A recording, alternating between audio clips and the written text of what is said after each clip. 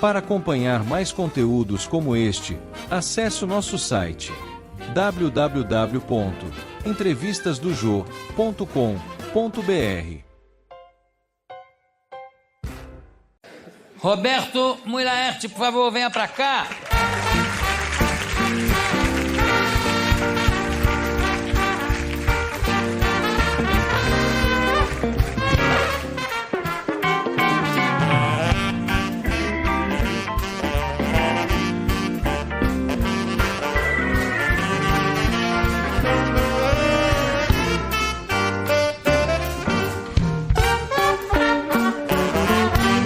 Eu já tive o privilégio de escrever um livro juntamente com o nosso saudoso Armando Nogueira, Jô Soares, Roberto Mulaerte, a Copa que ninguém viu e a que não queremos lembrar, que foi a Copa de 54, que eu assisti, porque eu estava lá na Suíça.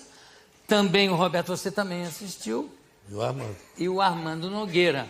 E é engraçado, duas visões diferentes, porque a minha visão era uma visão de moleque, eu tinha o quê, 14 anos? 14 ou 15 anos. Então era totalmente sem a menor objetividade. Então, durante muito tempo, eu achei que o Brasil foi garfado, foi roubado. Realmente, o juiz não tinha a menor simpatia pelo time do Brasil, mas a grande justiça daquela Copa foi a Hungria não ter ganho a final, né? Que era um time extraordinário. Mas você achou que o juiz tinha roubado contra o Brasil naquele jogo com a Hungria, não? Achei. Mas eu estava atrás do gol e um zagueiro do seu time, chamado Pinheiro, desviou a bola com a mão no chão. Como ninguém viu, o Matina Suzuki uma vez escreveu que foi o pênalti que só o Mulaerte viu. Então, só eu que vi. Mas que houve, eu estava ali. Mas eu não estava falando exatamente desse, caso. Eu estava falando, no geral, eu me lembro que os húngaros pegavam muito forte em cima dos jogadores brasileiros que não estavam acostumados a esse tipo de jogo europeu tão pesado. Exatamente. E aí tinha um baixinho que andava atrás do Brandãozinho e chutando, e forçando, empurrando. E o Brandãozinho uma hora virou para o juiz e fez assim. E o juiz fez assim para ele seguir. Aí ele, claro, perdeu as estribeiras, virou-se e mandou um soco. Aquele homem daquele tamanho, né? Mandou um soco no húngaro, não me lembro o nome, mas foi expulso. Né? E aí acabou o jogo. Acabou, hein? Complicou, né? Depois eu fui torcer para o Uruguai. Eu também fui, rapaz. Chovia, que era um desespero. Exatamente. E para ver a qualidade daquele time que foi campeão em 50, que em 54 era o mesmo time mais velho, a Hungria começou botando 2-0. Como sempre. Como sempre. A Hungria entrava suada já em campo, porque jogavam num campo do lado. Exatamente. Jogava 15 minutos, entrava suado, fazia o 2-0. Contra o Brasil também. Isso. O Armando Nogueira contou isso também. 2-0. Agora, enquanto o Uruguai fizeram 2-0, mas o espantoso é que o Uruguai foi lá e fez 2-2. Isso. E o time foi para o jogo foi para prorrogação. Isso. E aí eles ganharam de 4-2, porque o time uruguai não tinha nem fôlego mais, né? E eu também torci para o Uruguai naquele dia. Era incrível, porque a gente tinha perdido 4 anos antes. Uma coisa traumática, não é? Mas eu também torci, afinal de contas, a América do Sul, não é? Contra os comunistas. Contra os comunistas. Os comunistas. Agora, inclusive, o Uruguai jogou com 10 homens, né? Jogou. O Santa Maria estava machucado. Eu me lembro que tinha um negão forte que jogava também, Andrade, que era uruguaio, né? o Andrade. Mas, enfim, são águas passadas. O que não passou ainda foi Barbosa, o silêncio que tomou conta do Maracanã, quando ainda era o Maracanã, agora é o Maracaninho. É verdade. Eu acho que destruíram um símbolo do Brasil, que as coisas do Brasil que se comentam fora do país são o gigante Maracanã, o Cristo Redentor e o Pelé. Aí transformaram aquilo num campinho de futsal. Você sabe que eu não tinha conversado isso com ninguém ainda, mas eu tinha exatamente essa ideia. Mas não é só o tamanho, quer dizer, o Maracanã naquele dia que você estava e eu também, tinha 200 mil pessoas. Né? Agora baixou para 78, negócio assim. 75, né? 75. Mas o fato, eu acho... Os estádios europeus têm mais do que isso. Tem finais aí jogadas em estádios de 80, de 90 mil pessoas. Mas sabe o que eu acho incrível, João? É o seguinte, o Maracanã foi feito em 1950, em menos de 2 anos. Você leva para construir uma casa, você leva mais do que 2 anos, né? Muitas vezes. Maracanã foi em menos de 2 anos. Esse aí levou 3 e tantos. Só que ele já foi reformado para os Jogos Pan-Americanos. Reformaram ele inteirinho. Aí, bom, ficou pronto, né? Não. Demoliram praticamente todo para fazer de novo. Aí eu penso, será que não era melhor deixar o Maracanã no Rio do jeito que estava? Perfeito, estava todo mundo jogando ali. E fazer outro, sei lá onde, na Barra da Tijuca, onde desce. Um novo, com o mesmo dinheiro, não é? Então não entendi isso direito. Eu achei uma coisa... primeiro eu achei uma burrice. E depois é o seguinte, uma burrice arriscada. Porque o acesso das arquibancadas, enfim, dos torcedores ao campo, é só atravessar uma portinha e já está no campo. É verdade. Tem uma muretinha dessa altura. Antigamente tinha fosso e invadiam. É verdade. Aí não, mas é que agora isso obriga o torcedor a ser mais civilizado. Mas é a FIFA que manda, hein? Pois é, mas a FIFA é poderosa. É poderosa, mas nisso não podia mandar. Não. Tem que ter um estádio? Tem. Pega o estádio, faz o que quiser, nos moldes, tamanho do campo, etc. Mas no tamanho do estádio e na configuração do estádio não tem que dar. Não tem que dar palpite. Aliás, você não acha incrível? Tudo que foi dos Jogos Pan-Americanos não serve mais? A piscina não serviu, o velódromo não serviu, o estádio, como chama? O Engenhão. O Engenhão, não serve. A estrutura furou, apodreceu. E não tem pista de atletismo, de ciclismo, tudo isso. Sabe por quê? Porque o atletismo no Brasil é descartável. A coisa usa naquela hora assim, né, para o inglês ver e depois... Mas, Jô, você já pensou que nós dois somos sobreviventes do Maracanã? Quantos será que sobreviveram dos 200 mil? Nós éramos... Eu tinha 12 anos. Eu tinha 15. Já... Como tinha 15? Você não é mais velho do que eu. Mas é porque eu não tenho barba. Não, mas mais velho o que você toma? Não é possível. Mas então... Eu estou com 75, você está com... Agora acabei de fazer 78. Vai-te embora. Coisa irritante. Posso ficar? Não. Mas, viu, então... Você chorou? Eu acho que você não tinha chorei, 15 anos. Não chorei. Eu chorei, mas chorei. Papai ficar olhando para mim assim, porque para mim, com 12 anos, você acha que já é um homem, né? Para o seu pai, você é uma criança. E papai olhava e dizia, você está chorando, meu filho? Olha que coisa. E o silêncio. Terrível. Como é que você viu a hora do gol do Barbosa? Bom, eu estava sentado... É engraçado, porque, na verdade, eu fui na arquibancada. Né, os 2 primeiros jogos. Contra a Suécia, nós ganhamos de 7-1.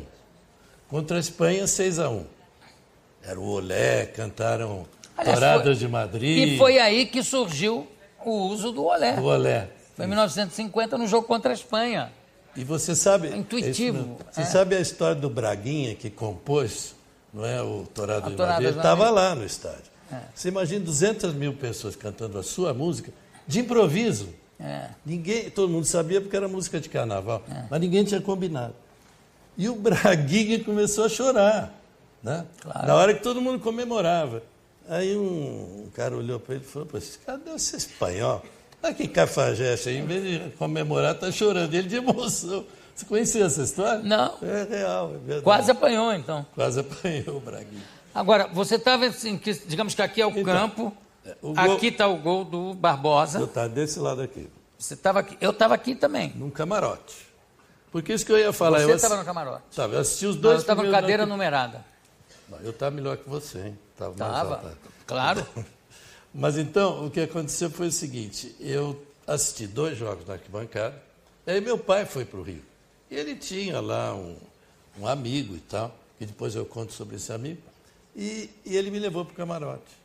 E por muito tempo eu fiquei achando que a derrota do Brasil é porque eu troquei da arquibancada para o camarote, lógico, né? Claro, foi com roupa diferente. Roupa diferente. Mas aí o que acontece é o seguinte, tinha uma moça 9 anos mais moça que eu, no mesmo camarote, porque era do tio dela que o meu pai conhecia. Essa moça chama Celina, que é a minha mulher. Então eu fiz a seguinte dedicatória, porque obviamente eu não a conhecia naquele dia, né? A menina Celina, que já estava comigo naquele 16 de julho no Maracanã, só que eu ainda não sabia. Bonito. Como é que foi a tua impressão na hora do gol? Então, isso que eu ia dizer, eu estava olhando para a direita e o Gi já avançou, eu estou vendo ele de trás, indo. Aí quando ele chutou, achei que era uma coisa meio fraca, perguntei para o cara que estava do meu lado, entrou? Ele falou, acho que sim. Foi assim. Tinha por onde entrar, não tinha. Ele estava bem colocado, só que tinha um espaço, digamos que isso aqui é a bola, né? Ele estava a trave aqui, aliás, aqui a bola entrou num único espaço que tinha, né? Rente ao travessão, rente. E o Barbosa dizia que foi um chute mascado, a expressão que ele usava, mascado. Porque eu entrevistei o Barbosa durante 25 horas, não consecutivas, na Praia Grande, que depois que ele saiu do Rio, que não aguentava mais viver no Rio, que ele era acusado, e ele dizia, o Brasil tem 30 anos de pena máxima. Né? E eu já naquela época, estava mais de 30 e não era perdoado. Então ele conta algumas histórias que ele chegou num supermercado e tinha uma senhora com uma criança no colo e falou assim, olha, esse moço aí é que desgraçou o Brasil. Não é? E o Barbosa então vira para ela e fala assim, escuta, a senhora não era nascida, muito menos esse menino que está no seu colo, por que a senhora faz isso comigo? Não é?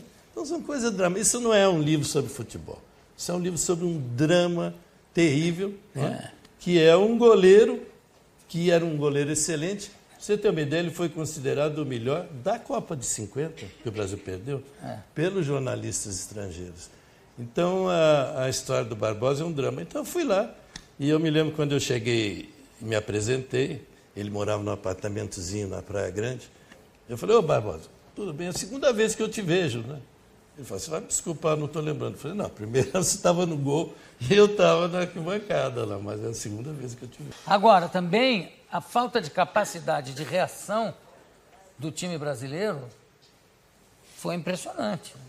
O Obdúlio Varela, que era o grande capitão uruguaio, disse que quando os brasileiros saltavam, encostavam-se na cabeçada, então eles sentiam o suor frio dos brasileiros, tão nervosos que eles estavam. E ainda faltava 20 minutos. Pois é. E o Brasil jogava pelo empate. Isso ninguém entende.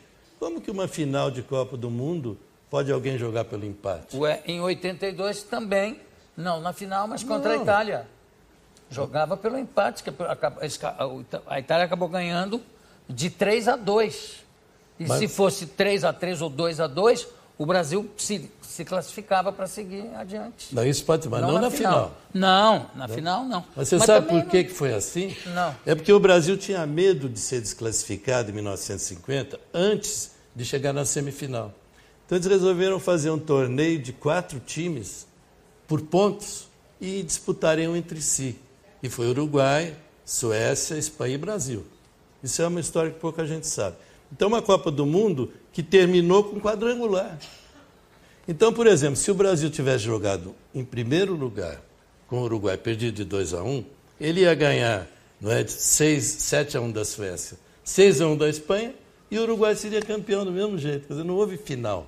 Curioso isso, né? Agora, vem cá, isso eu não me lembro, e não sei se houve ou se eu vi, que é o famoso tapa que o Obdúlio Varela teria dado num jogador do Brasil. Bigode. No bigode. É. Houve isso? Não, é o que tudo indica, não houve. Segundo, enfim, as fontes mais verossímeis, o Obdúlio Varela encostou a mão assim e falou, calma, muchacho. E calmo o Bigode ficou, né? Porque não chutou para ninguém, né? E outra coisa que dizem, que quando no dia seguinte, no mesmo dia do jogo, antes do resultado, os jornais já davam uma manchete dizendo Brasil campeão do mundo. Foi um jornal que fez isso. Um jornal. É. Ele pegou, levou para o vestiário e eles fizeram pipi em cima da manchete. Exatamente. É o verdade? Obdúlio Varela, é verdade, isso é absolutamente comprovado. Ele saiu bem cedinho e viu, era um jornal não importante, não me lembro o nome, e ele forrou o banheiro antes do pessoal acordar. Quando eles acordaram, falaram, por favor, vão lá no banheiro e, por favor, façam xixi em cima desse jornal. Quer dizer, era uma guerra, porque o Uruguai não tinha a menor chance. O Brasil tinha 200 mil e o Uruguai tinha 250 pessoas, se tanto, no Maracanã inteiro. E o Obdúlio disse, quando eles entraram em campo, vocês olhem para o chão, não tentem olhar, porque são 200 mil pessoas, nunca houve no mundo, nem haverá, né? Agora a gente pode dizer que nem haverá, né? E a gente perde essa possibilidade, porque não tem como dizer que foi a FIFA que mandou. A FIFA pode ter orientado campo, cadeiras, tudo isso, não é? Até a famosa mureta civilizada. Mas o tamanho, não tem como. Agora, quando você encontrou com o Barbosa, ele fazia o quê? Na época? Ele, na verdade, ele não fazia mais nada. Ele andava pela Praia Grande, tinha uma moça chamada Tereza, que tinha um bar lá na Praia Grande, ele ficava todo dia ali, tomava uma cervejinha e tal coisa, e conversava com as pessoas que eram avisadas, não reconheciam, mas eram avisadas que aquele era o Barbosa. Então ele não fazia mais nada. E o Vasco da Gama mandava um dinheirinho para ele por mês, era a única coisa que ele tinha, entendeu? Porque a mulher dele tinha ficado doente e ele gastou todo o dinheiro e chegou lá, ele estava muito pobrezinho. E ele vivia de quê? Vivia de quê? Desse dinheirinho do Vasco e, naturalmente, alguma entrevista que a gente fazia com ele, etc. Só, mais nada. Ele seguiu jogando depois? Pois é, o final... Veio para São Paulo, foi para onde? Não, o final da carreira dele foi do Campo Grande, um time que era da primeira divisão do Rio de Janeiro. E a última partida dele, ele se machucou seriamente. E saiu, assim, apoiado, tem a foto aí, apoiado no médico do Campo Grande. Né? Tem umas coisas, vidas de goleiro, trágicas, né? O Castilho, que foi um grande goleiro, e foi da seleção de 54. Isso.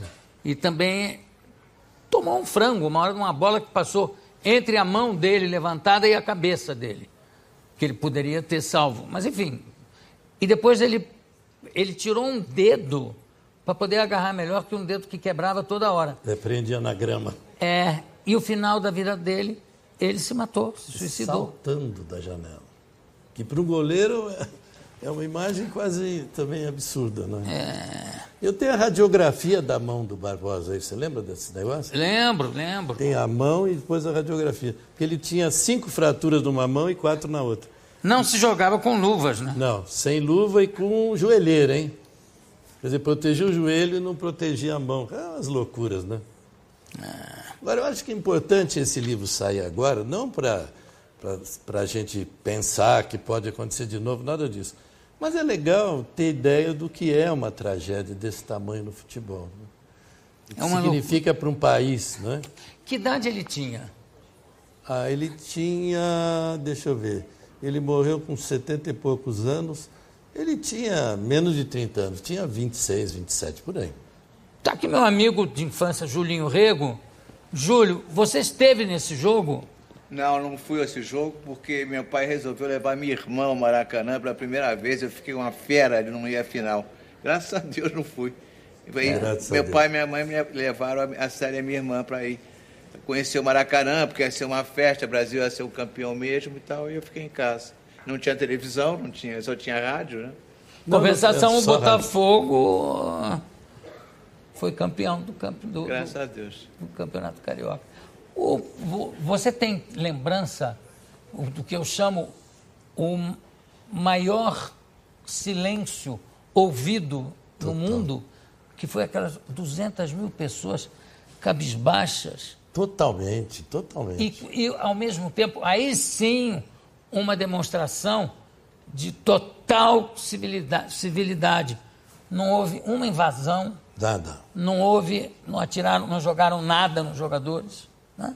Tanto que o Obdúlio Varela falou se ele soubesse do drama que ia acontecer no Brasil, ele não teria ganho aquela partida. Ele disse até isso. Foi uma coisa tão elegante, tão bonita, tão sofrida, não é? Que ele falou isso, está no livro também. E a história das traves, como é que é? Mas essa história é a coisa mais polêmica de todas, né? Porque o Barbosa me falou que o diretor da ADEG, Administração dos Estádios da Guanabara, não é? O Rio chamava Guanabara, doou as traves de um gol para ele, quando trocaram, porque as traves eram quadradas, de seção quadrada, passaram a ser circular.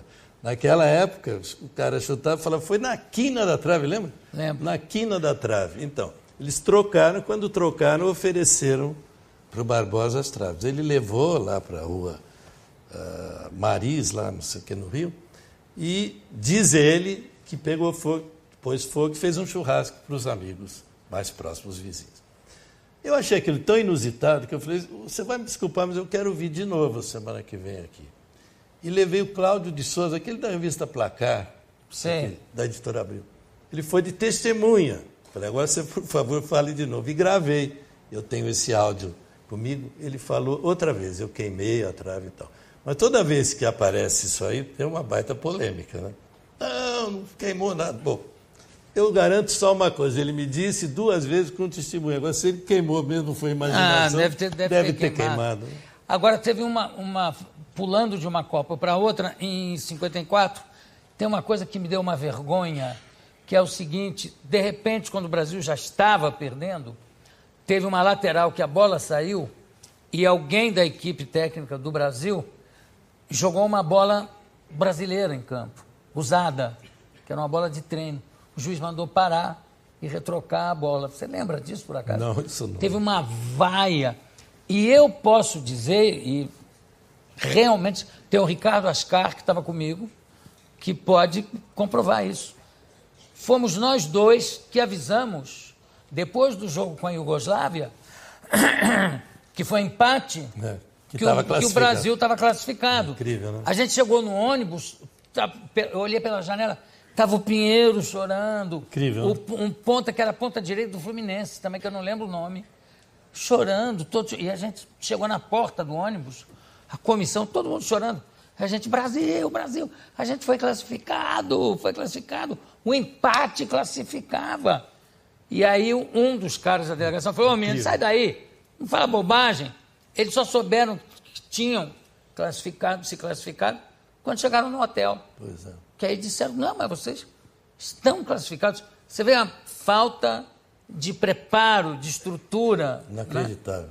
Eles não tinham a menor ideia. Aliás, hoje vai ter um debate sobre esse livro, dia 21. Estou sabendo, está aqui. E justamente vai ser no auditório Armando Nogueira.